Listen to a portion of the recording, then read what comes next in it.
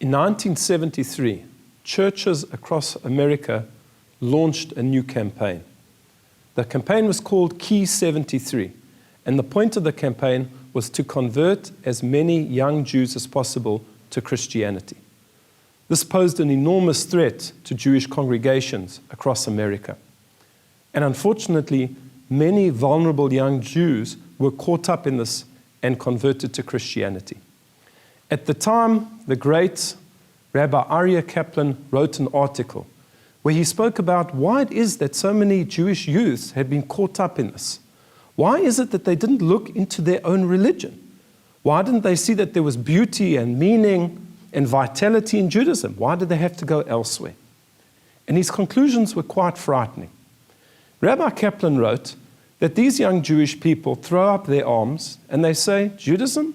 What do you mean Judaism? We've done Judaism already. We went to day school. We went to Talmud Torah. We went to Cheder. There's nothing interesting about Judaism. That's certainly the last place we're going to look. And therefore they began to look outside. And Rabbi Kaplan said, what a failure, what a lack of success on the behalf of Jewish educators. There is something missing in the way that we're educating our youngsters. We're not teaching them about the transcendental aspects of Judaism.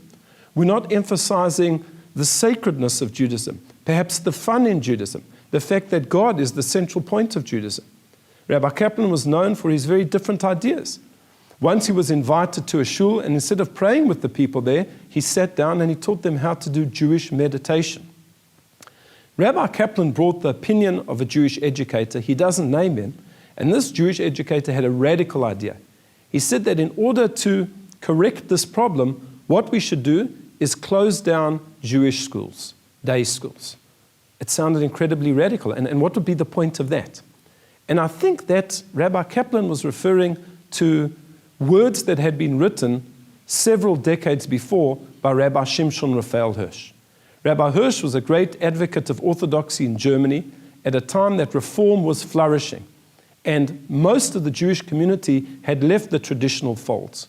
Rabbi Hirsch wrote as follows, also something that was unheard of in its time. He said, if it was up to me, I would close shuls for 100 years and then reopen them. Because if shuls were closed by Jewish hands, it would force all of those who are involved in shuls, committee members, rabbis, to seek out Judaism elsewhere. They would have no choice but actually to bring Judaism into the home and not to localize it in a shul. What Rabbi Hirsch was saying is that the problem was that people had cut away, had severed Judaism from their life. They had made Judaism something that they did when they went to the synagogue, when they went to shul. If you take shul out of the picture, that forces people to look for their Judaism elsewhere. Where are they going to find their Judaism? Maybe in the office, maybe at home. Now Jewish educators would have a whole new challenge.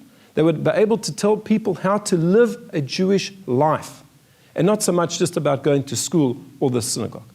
It was a radical idea, and it was never followed through. But I think it has a great deal of meaning. And let me explain.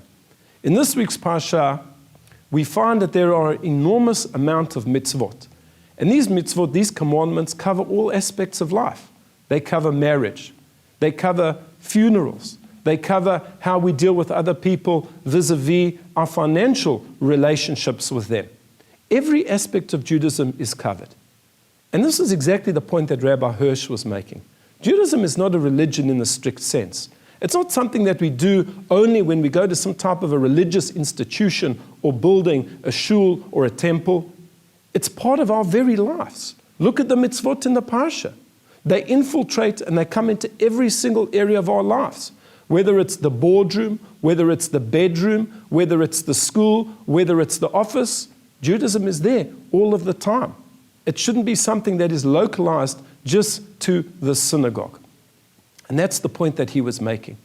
Our problem, said Rabbi Kaplan, is that we haven't taught our youth how to integrate Judaism into their lives.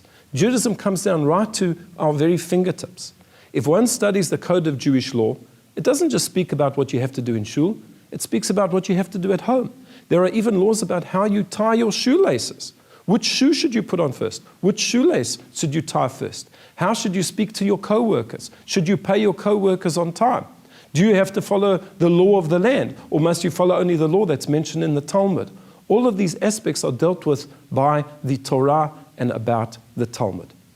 So yes, it would have been a radical idea to close shuls and to close schools. But maybe it's something that we should think about. How much are we teaching our young people about integrating Judaism into their lives? That it shouldn't just be something they do when they go to a shul, but something that they do all of the time, no matter where they are. I wish you a Shabbat Shalom.